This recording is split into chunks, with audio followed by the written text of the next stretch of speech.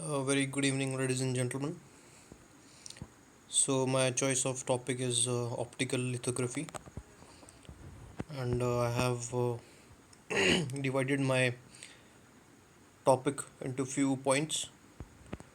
So, right from the introduction, lithography is also called as a photolithography or UV lithography.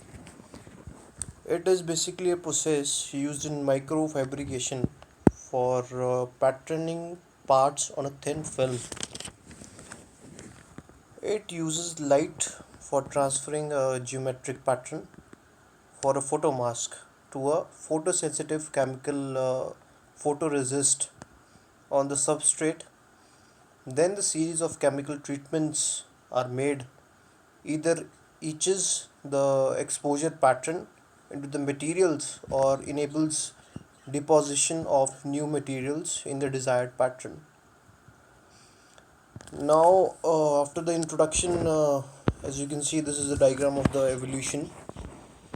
So, the first row it shows the contact and the proximity printing, and the second row shows the 1:1 projection printing, and then it comes to the step repeat projection printing, and at last there's step and scan projection printing.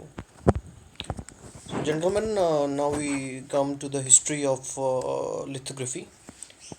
So the word photolitho and graphy comes from a Greek origin, which means light, stone, and writing. Basically, lithography was discovered in 1820 by Mr. Nice for Nipsey. He was the inventor of lithography in 1820, and then he uses bitumen in his process because of which he because there was some issue of the exposure because of the using of because they use the bitumen. Because जो bitumen था उसका क्या था कि उसकी sensitivity जो थी light की वो काफ़ी उसका जो सेंसिटिविटी था as per the exposure is concern वो काफ़ी लिमिटेड था. तो उसकी वजह से क्या होता था कि जो हमारे प्रोडक्ट्स आते थे लिथोग्राफी के बाद उसका क्या था उसका एक्सपोजर कभी भी वो नहीं होता था. It was never a good means exposure उसका कभी परफेक्ट नहीं रहा because of this problem of using बिचुमन.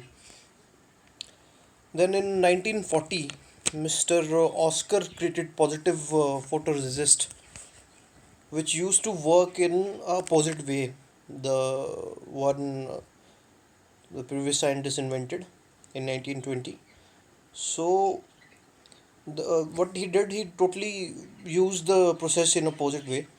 The coating was initially insoluble and was rendered soluble where it was exposed to light. And later on, these inventions happened.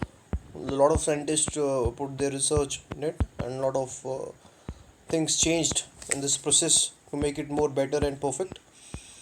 So then there is this. There was types. So they are a photosensitive material temporarily coated on wafer surface. It is very similar to the photosensitive coating on the film for the camera. So these were of two types. One was negative photoresist, and the second was positive photoresist. The difference was that the negative photoresist becomes insoluble after exposure, whereas the positive photoresist used to become soluble after exposure. So they were almost opposite of each other, as I told you before, also, gentlemen. And then when the developed, the unexposed part get dissolved. Whereas in the positive photoresist, when the developed exposed part get dissolved. So that was the difference. And the third difference, that is the negative photoresist. It was not of that good resolution. The resolution was cheap. The quality of image and the resolution was not that good. Whereas in positive photoresist, the resolution was very good. It was of better resolution. And then this is a diagram. This is a negative and positive resists.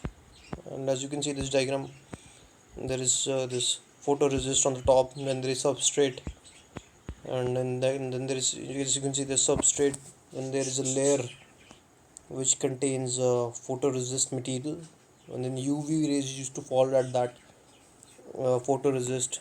Exposure was created, and there used to be this diagram, as this diagram shows you, this is negative photoresist and this is positive photoresist. The one in the green shows the negative photoresist, whereas the one in the blue shows positive photoresist. And then there is its diagram. It shows. So this is a diagram. This is a basic position, and this is same as the one I showed you above also. So this is the process. Then we come to the cleaning of this. So the organic or the inorganic contaminations were present on the wafer surface, and they are usually removed by the wet chemical treatment. Because by using the wet chemical treatment, we can remove those organic or inorganic contaminations that was present. Then we come to the preparation. So the wafer is initially heated to a temperature sufficient to drive off any moisture that made by present on the wafer surface, 150 degrees Celsius for 10 minutes. In the sufficient wafers that has been in a storage must be chemically cleaned to remove contaminations. A liquid or gaseous such as bis, amine is applied to promote adhesion of the photoresist of the wafer.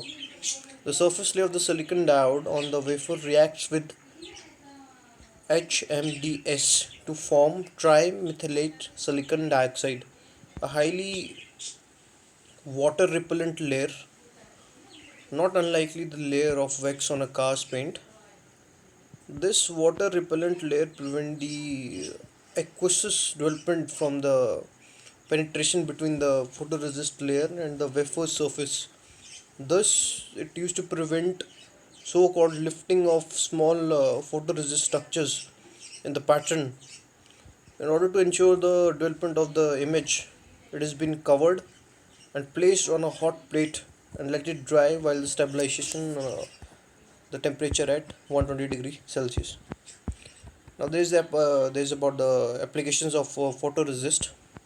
So basically the wafer is covered with photoresist by spin coating. Thus the top layer of the resist is quickly ejected from the wafer's edge, while the bottom layer still creeps slowly, readily along the wafer. In this way, any bump or ridge of resist is removed, leaving a very flat layer. Finally, the thickness is also determined by the evaporation of liquid solvents from the resist. For very small, dense feature, which is less than 125 or so nanometers, lower resist thickness, that was about zero point 0.5 microns, are needed to overcome collapse effects at high aspect ratios. Typically, aspect ratio was is less than 4 is to 1. The photoresist coating wafer is then pre-baked to drive off excess photoresist solvent, typically at 90 to 100 degrees Celsius from 30 to 60 seconds on a hot plate. And a, a bark coating. Bark means bottom anti-reflectant coating. The word bark stands for this term. May be applied before the photoresist is applied to avoid reflections from the occurring under the photoresist and to improve the photoresist's performance at smaller semiconductor nodes. Then we come to the exposure and development. So after pre-baking the photoresist, it exposed to a pattern of intense light. The exposure of the light causes a chemical change that allows some of the photoresist to be removed by a special solution called developer. By analog with the photographic developer, positive photoresist The most common type becomes soluble in the developer when exposed. With negative photoresist, unexposed region are soluble in developer. The resulting wafer is then hard baked if a non-chemical amplified resist was used, typically to 120 to 180 degrees Celsius for 20 to 30 minutes. The last bake solidifies the remaining photoresist to make a more durable protection layer in future ion implementation. Wet chemical etching or plasma etching for preparing until the step. The photolithography procedure has been carried out by the two machines, the photolithography stepper or scanner and the coater developer. The two machines are usually instantly side by side used for this process. Now we come to the next thing, that is etching. The etching liquid or plasma. This means in a liquid etching is a wet etching, whereas a plasma etching is a dry etching. So in this etching, the chemical agents remove the uppermost layer of the substrate in the area that are not protected photoresist. In chemical fabrication, dry etching techniques are generally used as they can be made anisotropically. In order to avoid significant undercutting of photoresist pattern, this is essential when the width of the feature to be defined is similar to or less than the thickness of the material being etched. Wet etching processes are generally isotropic in nature, which is often indispensable for micro electromechanical systems where suspended structures must be released for the underlying layers. The development of low deflectivity and endotropic dry etching process has enabled the ever small feature defined photolithography in the resist to transfer to the substrate material. Then there is next topic is photoresistive removal. And a photoresistive means after a photoresistant is not longer needed, it must be removed from the substrate. This is usually required a liquid resist stripper. That is the name of the liquid which is used, which chemically alters the resist so that no longer adheres to be substrate. Alternately, photoresist may be removed by plasma coating oxygen, which oxidized it. This process is also called ashing and resembles dry etching. The use of 1-methyl 2 pyroxidol, which is also known as NPM solvent for photoresist in another methods used to remove an image when the resist has been dissolved. Solvent can be removed by heating to 80 degrees Celsius without leaving the residue. So now we come to the advantages and disadvantages. So the advantage is that it's a very versatile in nature.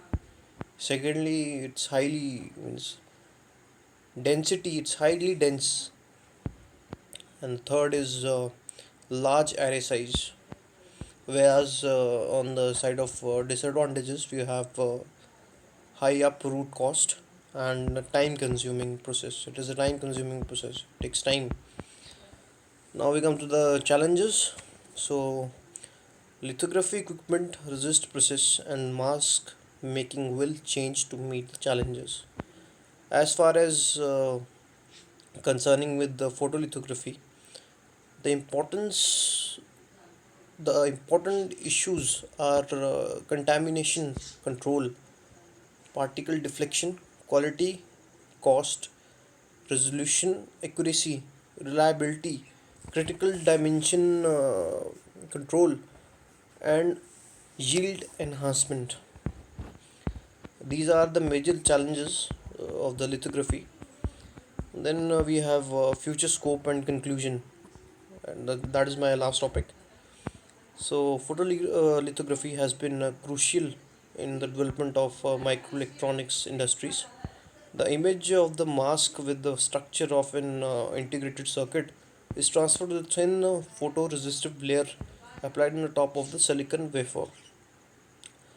Though the previously described process leading to polymeric surface relief structures, this is used as a material mask to transfer the pattern of integrated circuits to underlying the silicon wafer, modifying it through different post processes such as oxidation or doping with other species. Spectrally tailoring in this way its electrical properties by performing multiple steps on the same wafer. The complete structure of IC is implemented in high volume semiconductor manufacturing industries. The continuous demand of dense packaging of components and faster integrating circuits with reduced cost has driven research to doubt the number of transitions of ICs, even 2 years approximately, as postulated by Gordon Moore already in 1965 and 1978.